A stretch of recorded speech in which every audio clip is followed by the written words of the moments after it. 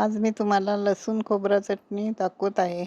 प्रथम तव्यामध्ये आपण अर्धी वाटी सोललेली लसूण, 3 ते 4 बेडगी मिरची घेत आहोत.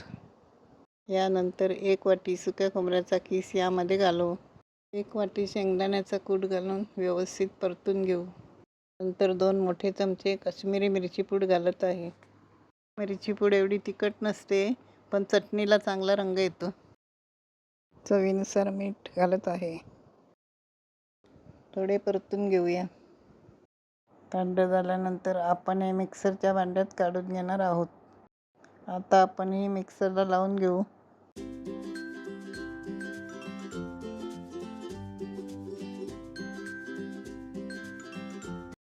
आता आपली चटणी तयार आहे. चटणी हवाबंद बरणीमध्ये ठेवल्यास 2 ते 3 महिने खराब होत नाही. तुम्हाला ही रेसिपी आवडली असेल तर तुम्ही करून बघा आणि चॅनल सबस्क्राईब करा. पुन्हा भेटूया एका नवीन रेसिपी सोबत.